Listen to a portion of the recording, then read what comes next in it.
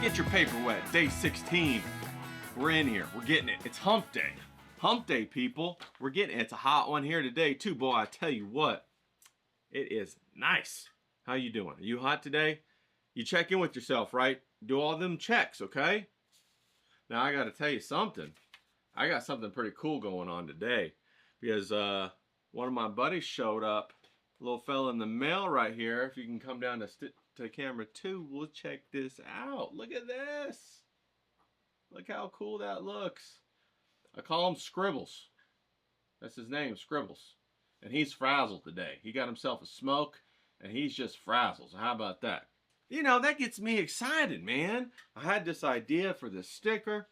I put it together, communicated with the sticker people. They did their thing, whatever the hell that is, and then they managed to get it together the way that I wanted them to get it together. So I'm pumped about that, man. Get that in the mail. It just like, you know, it took me a couple weeks to get that going.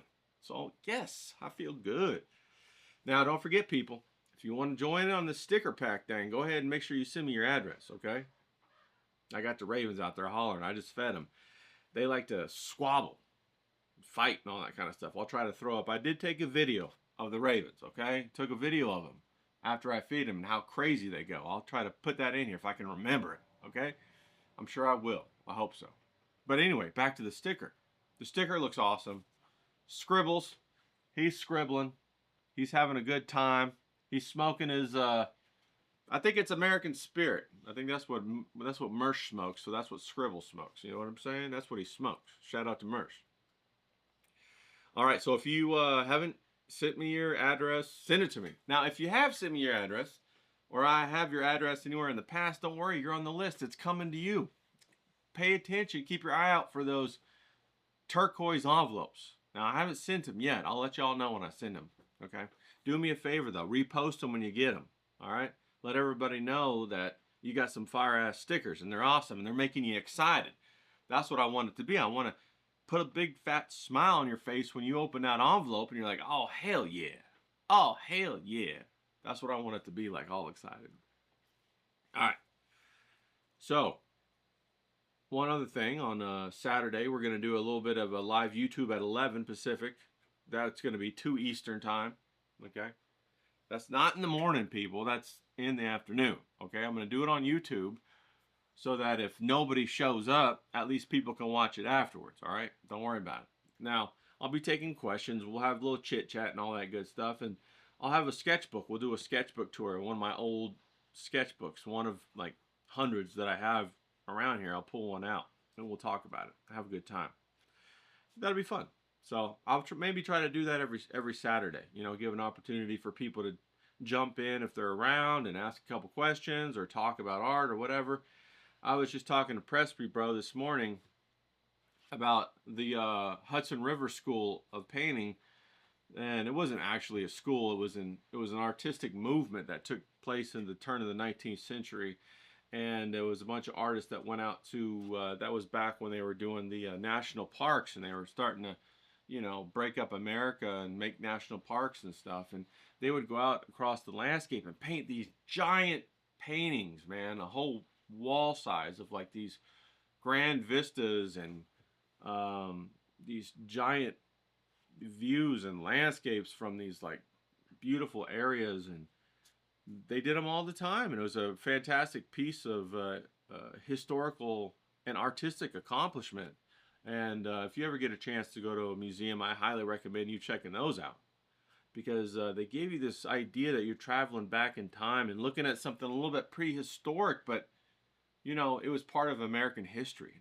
It's a part of American culture.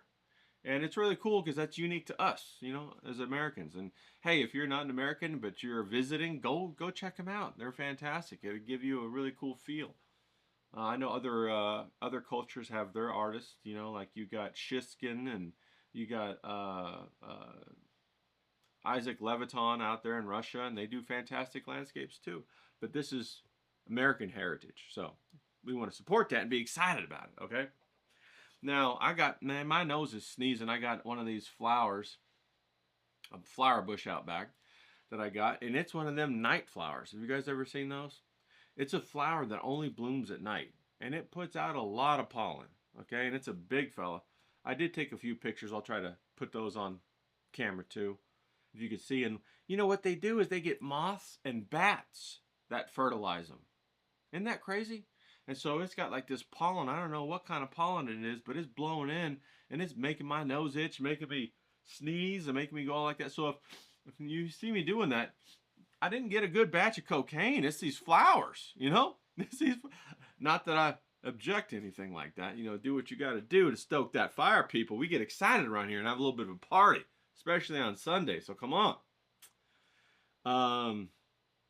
Now, everybody, we had a big talk yesterday. Big talk, okay? Big high-level talk about the abstract organization of a thought process. You know, abstract thought process. Big talk. Everybody loving it. And it was a very, very high-level conversation. And it was about the heart of what art really is. And I think it was a fantastic conversation. And one of the things that I wanted to mention is that, you know, a big part of what that process is created or is supposed to do is create a platform for you as an artist to say what you want to say, and the way that you say it is through your interpretation. And say, hey, Ray, what the hell does that mean, interpretation? Well, when you're painting or drawing or creating an image, you're not sitting there trying to copy it. Because to do so would be to miss out on what your purpose as an artist is. Your purpose as an artist is to, a visual artist, or even a music or any other kind of artist, is you tailor your artwork to communicate a specific message to your audience that you understand through your own experience, through your own empathy, so that it resonates with the viewer or the person consuming the art. And so a lot of times, you know, if you took an image, we'll talk about the visual arts. If you took an image, it's not going to have those other forms of communication with it.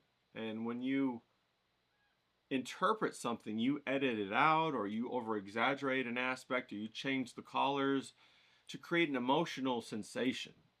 Not really to represent it like, you know, one to one, or to do a photorealistic piece of artwork. Your desire is to create something more, you know, to add more information to the image so that it creates more than the camera lens or the AI art or whatever could create, because they don't have the ability to interpret, because only us as human beings have the ability to interpret an image and then to feel something and then to try to change that image through interpretation and give that feeling to another person. Only we can do that.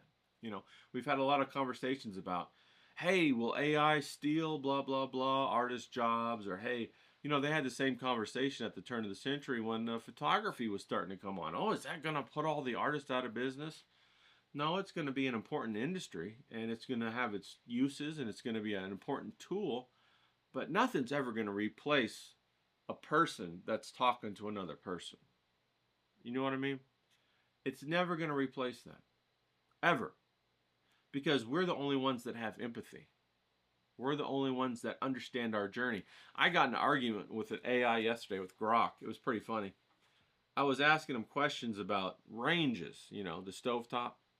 And Grok, I was saying like, hey, you know, ranges are shit now. They're terrible. Have you tried to go out and buy a range right now? Or any type of appliance for that matter. The appliances they made back in the 60s, 50s, 60s, and 70s were way better than the appliances we have now. And I was making an argument with Grok about that, and Grok was telling me, no, actually, the ranges now are better. And I was trying to figure out why, because, you know, the ranges back then were thick metal that insulated very well against the heat escape, and you know, they had the burner so you could really cook your food well, and they had, like, you know, the stovetop was designed so that, you know, your pots and pans didn't slip off and they fit nice. And there was even a fifth burner on some of them, and some of them even had like salt and pepper shaker built-in cabinetry for them, and you know, they were really awesome. And what you got now is a piece of shit tin can that has a candle in it, and they want to tell you it's better. And I was asking Grok, well, how do you know it's better? And he would tell me it's, well, because The new energy standards that the government passes, it meets those energy standards that everybody says are the best now, and energy efficiency is the best now, and all this kind of stuff. And I was like, man, that's some bullshit. And then Grok told me, no, that's not bullshit. All of the studies say so and so and so and so. And, you know, of course, you could rig studies or whatever. You know, you can basically get surveys to say whatever you want. You know that, right? You can get anything that you're going to use, any type of, you know, when you take statistics, you can get them to say anything you want them to say. You can massage your numbers to say anything. And then put that out and then have Grok tell me, based upon these statistics and these surveys, that, you know, this product that I have is actually better than the product I used to have, but it's really a piece of shit. And then basically I asked Grok, when's the last time you cooked on a range, Grok? And Grok said, haha, I'm AI. I've never cooked on a range. So there you go. There you go, people. Grok, he or she or whatever, has never cooked on a range. Grok has never burnt his hand. Grok has never tasted a good steak versus a bad steak. Grok doesn't know anything. Grok only repeats like a parrot what they put in his mouth to repeat. Okay? Only you and me as people can understand what you and me as people go through on a daily basis in our journey and the human condition. Only you and me can understand that. So let's focus on that. Let's use our interpretive power to showcase that.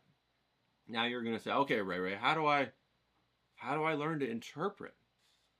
Well, you learn to interpret by consuming other visual media. You learn to interpret by seeing how other people interpret. You learn to interpret by consuming other visual art. You know, we're only talking about visual art, obviously. If we're talking about music, you listen to other people's music, how they improvise on their scales and do their solos. And, you know, one person can influence another person and they come up with something new and they refine it, so on and so forth. And then you, through your passion, what you're attracted to, you add your wrinkle to the interpretation. You add your voice to the interpretation. You see how that works? So you first make yourself a little bit of a library. You're a sponge. You're absorbing what other people have done. You see how you don't reinvent the wheel. You take the wheel and you use it, but then you add your twist to it based upon what you're attracted to, what you're passionate about. That's how you do interpretation. That's how you do it. Okay? So stoke your fire, consume things that you like, things that you don't like, throw it away.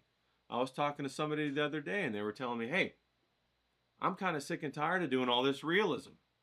I like doing cartoons and stuff like that. And to that end, I say, well, then consume that. Do that. Don't force yourself to consume something you don't want to consume just because you think you're obligated to do it, or you think I'm going to miss out if I don't do it. No. Stoke your fire. Stoke your fire that you have and be the biggest fire of your type of fire that you can be. Don't look around and say, oh, so-and-so's over there doing calculus. So-and-so's over there doing chemistry, but I like cartoons. Just focus on cartoons. Find other people who do cartoons and break bread with them and consume what they consume mentally so that your cartoons can be the best of that cartoon set. And the best might not even be recognized at that time. That's what the crazy thing is don't play to the audience's taste. Play to your passions. Okay? Those are some serious words right there. You got to resonate with that. Don't play to the market's taste. Play to your passion. Okay? Because I'm going to tell you something. The market's stupid. The market doesn't know what they like and don't like. The market don't know that they like what you're about to give them until after you give it to them. And they'll fight like hell to tell you that they don't want it until you give it to them and they eat it. And then they say, that's the best damn thing I ever had. And you're saying, well, I know that's what I was trying to tell you. Okay? They're idiots. All right? No offense to the market. Market. I love you. I love you, market. No offense to you. Okay? That's okay, though. Nobody knew they wanted Star Wars until after they got Star Wars. Am I right? Nobody knew they wanted techno until after they got techno. You see how that works? That's what I'm trying to say. That's also a very dangerous thing if you think about it, because the market can be controlled because it doesn't know what it wants. So you got to be aware of that. Okay? So find what you like, consume a lot of it, then use your own interpretation, how you edit, how you express yourself to create your art. Okay? That's fundamental. Okay? All right. So that's about all I have to say about my little notes and whatnot. Now, I wanted to get into something fun today. Okay, people, I'm going to take a sip of this because I got that sneezing going on. I'm trying not to sneeze. And I got right here today, we got something fun. Okay? This cool little picture that I drew for Johnny Rocket. Now, what we're going to do today, put me up in the corner now. What we're going to do today is we're going to work on something that I like to call the flats. Okay? Now, we talked yesterday about levels and channels. All right? So when I looked at this image, I already see that it's a couple levels up. Meaning that we've already established the shapes. We've already put in anatomical shapes, so they're refined shapes.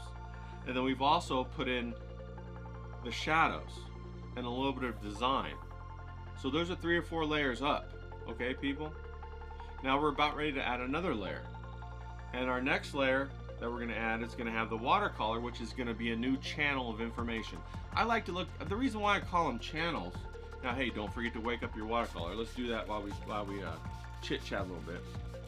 The reason why I call them channels is because I view it like they're channels coming into your TV, into your mind, right?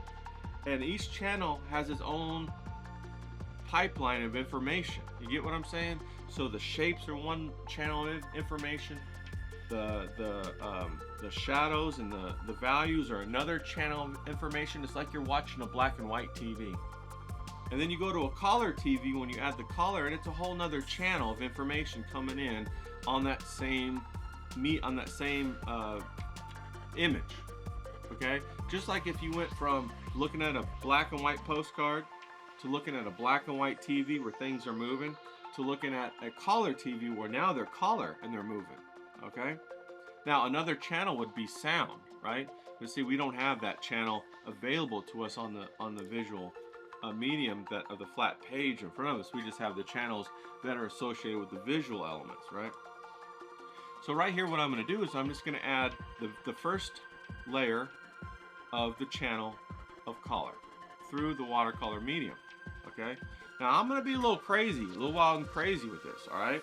I'm not going to use any kind of traditional standard coloring. I just want to have fun today and do kind of wild and crazy coloring.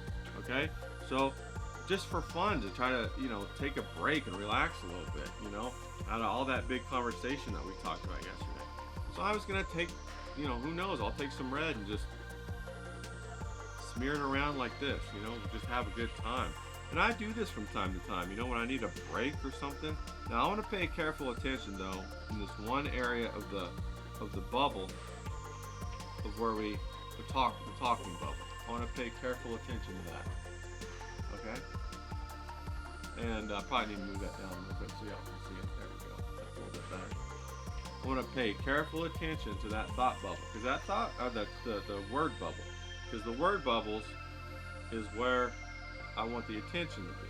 Okay, so we're just going to do a little bit of that, and we're just going to make the flats. Okay, people, and the flats are basically the flat colors with no concern for edges or anything like that. Now I do there is a little bit of texture in here, just so that I could have a little bit of interest in the flats. Okay, so we got that right there. That's the first little layer of watercolor. I got the big brush out so that we could have the good and wet. Now what I'm going to do is I'm going to do some wet on wet. Okay, people. So I'm going to grab my medium brush up here, and I'm going to come in with a color that I know is going to do some fun stuff with that type of red, and it's a little bit of an aqua green blue.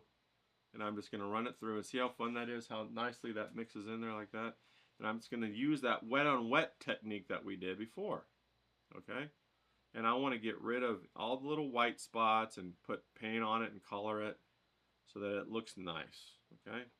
And this is going to push the background into the back. Okay? Now I'm just doing the wet on wet, and I'm letting the watercolor basically do all of the mixing for me. All right? And this is the flats, being the first layer of color for the image. Now I see right there already how it's starting to push it back. I want to make it a little bit darker. Using the same color, come in here. Don't forget that the watercolor always dries lighter than it is wet in value. Okay? So we're going to push that back a little bit. Now, I want you to go ahead and get whatever fun. If you want to do a cartoon or a landscape, this is the time to do it. You want to do a car or try something out, and just be very simple with the watercolor. Now, the cool thing about this is that we're still practicing the watercolor by doing something different, and we're keeping it fun. We're keeping it interesting for ourselves so we don't burn out by doing only landscapes or only this or only that or whatever. Okay? Now, I'm just painting with flats, but I'm letting the watercolor wet on wet do whatever it wants to do to adjust that. And I'm going back through and dabbing up any extra water because I don't want it to pool up and run down. I liked it to make that nice marble effect. You guys can probably see that right there, but see how nice that looks right there in the background? And I didn't even try to do it. It just did it all by itself. All right? Now I'm just going to grab just yellow. Just straight yellow. And I'm going to make her yellow. Okay? Go ahead and push that over there. I'm going to make her yellow so she stands out a little bit. Now this is a little takeoff on that movie. I never saw the movie, but the meme is everywhere. That movie Black Snake Moan. And it has Samuel L. Jackson in it. For some reason, I just always heard in my head his voice saying, Johnny motherfucking Rocket. And so that's why I made this image. I made it for Johnny because he's about ready to do some stuff. And we want to have a little bit of a marketing image just for fun for Johnny. And so we just do this for fun. Throw JR. That's what we call him around the water cooler. Oh, JR. You know what I mean?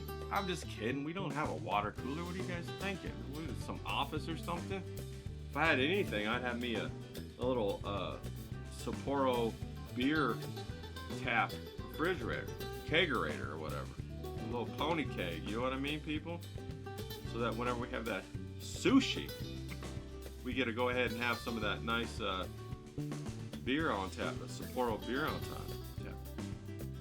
Now, if you haven't had Sapporo beer with sushi, you really should because it makes the flavor a ton better. It makes it a lot of fun. Okay, plus you get that nice little buzz. Because Sapporo ain't no slouch when it comes to the old brewski. Okay, it's got a nice amount of alcohol in it, and we ain't scared of a little bit of alcohol. Now, I don't really know what color I should make Samuel L. Jackson. We could make him green, so let's go ahead and make him a little bit of a lime green. I'm just pulling this stuff out of my proverbial ass right here, and we're gonna go ahead and make them green. We can always go back and adjust that color later, like so. That's okay if it's a little bit messy. This is just, it's just for fun. It's just for marketing. It's supposed to catch your eye a little bit. Have you take a double take and say, what the hell's going on there? What the hell is that all about? So we're just gonna go ahead and do this. Be a little fun. We'll leave his eyeball open like that. We won't put no green in his eyeball. And we're just painting flats. Now I'm gonna leave his beard and stuff alone because I think I'm gonna paint that blue. Okay. Go ahead and grab. Can you see that all right, people? All right, good. Go ahead and grab some of this blue. And we'll add it to the beard so it kind of sticks out. That's just Now, I'm not mixing any of these colors. They're mixing on their own because of the how the watercolor reacts on the paper and the layers of the watercolor. Okay? And that's what we want to do. We want it to do that. And that's the good thing about watercolors, how it helps you paint. It really does help you paint. It's like your little assistant that's saying, hey, this needs to be more interesting right here, or hey, we can make that more interesting right there. And don't worry if you mess up. Just have a good time doing it. You know, we're gonna go ahead and get a little bit of this green again for his lip right there, like so. And then I don't know what kind of color we should make her hair. Maybe go ahead and clean that up just a bit. Go ahead and make her hair. We'll make it some crazy orange or something. And just go ahead and put that in there. Remember, this is a little bit like how Quentin Tarantino, his like, what is it called? Pulp, not Pulp. I know the movie's called Pulp Fiction, but I'm talking about the type of the type of media and imagery that they used to make was called pulp something. I forget, or image pulp, or I don't remember. And then let's go ahead, and since she has blue jeans on, let's go ahead and grab a darker blue. Come back in here and nope. That's her undies right there. We gotta grab this blue right there, like that, like that. Now, if you make a mistake, like I just did, and you paint the wrong thing, just get your brush wet with water, come back in and absorb it. Just reabsorb it off. No big deal. Keep it chill. We're chill around here. I gotta add that yellow her skin so that it looks like her skin pops through. There we go. Now, now see how fun that's already starting to look? It's already starting to look like an image that's getting kind of serious a little bit. Now, let's go ahead and take another flat. Let's grab this blue and add a little bit of shadow to push her body back in the background. And I just have just blue, and I'm just going lightly over the top of the layer. And I'm doing it quickly so it doesn't really have a chance to mess up or saturate the layer beneath it with watercolor. And we'll go ahead and add it up here too. We'll keep her eye white so it just pops out though. Now she looks a little bit darker. And see how now she's behind Samuel L. Jackson when she's standing there? Looks pretty good, looks pretty good. And we can ask the question, why is his wife beater?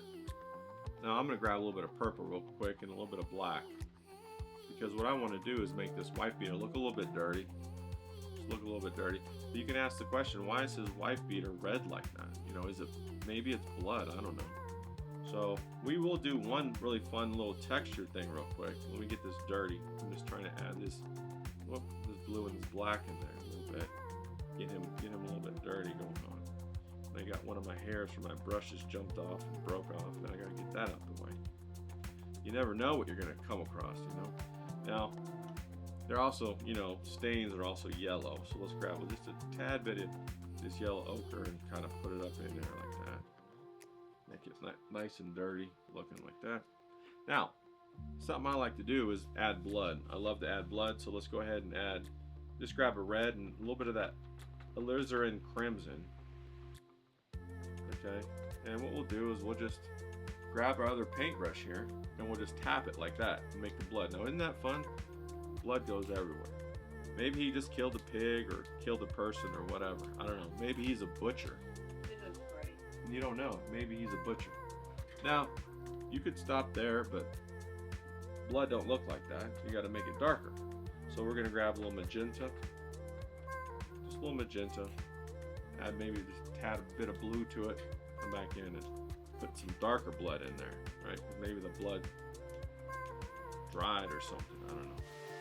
And so there you go. You got a little bit of a bloody Samuel L. Jackson. Now I wanted to do. There's a white part right here. Now the reason why I wanted to come back up and get this is because its juxtaposition right next to his eyeball reduces the penetrating glance of his eyeball. Okay. And what I want to do is come inside the eyeball. You see that right there? Let's bring it a little closer. and make it a little red, like maybe he's seeing red, maybe he's really pissed off, or maybe he's a zombie. No, maybe he's a zombie. So there you go. And then let me go ahead. One final thing that I got to do: remove the tape really quick, and then I might have to adjust it after I move the tape. You always have to go back after every layer and look at the whole image, people, and make any adjustment that you need to make to the whole image, because the whole image needs to be balanced, not just the layer that you put in there. And it's very easy to get excited about putting a layer in and doing a good job, but then when you step back and take a look at the whole, the layer isn't balanced with everything else, and it kind of stands out and it distracts from the whole of the image. Okay? You don't want that to happen. Okay? So now I'm looking at this and I'm saying, okay, well, it's kind of fun. I could go in and paint his head so it matches, but I don't really want to do that. Instead, what I want to do is I want to paint the rocket right here. I want to paint it orange so it stands out. And so it kind of echoes with her hair a little bit, you know. And what I'll probably do is I'll probably put a touch of blue on her hair just to push it down a little bit. Now it's okay if it's not perfect. I don't want it to be perfect. I want it to kind of be smudgy. Kind of go through some of the lines, not fill up some of the lines, and be a little bit smudgy. Okay? Just like that. Now what I want to do is I just want to take blue. Just going to grab regular Corellian blue. And I'm going to go in on the Johnny, a different font, and just kind of do it like this, just like nice and easy peasy like that, and make it look fun. And you don't want it to look perfect, because as soon as it's perfect, it's no longer interesting. The reason why it's interesting is because people want to investigate why it's not perfect. Once it's perfect, there's no more need to investigate.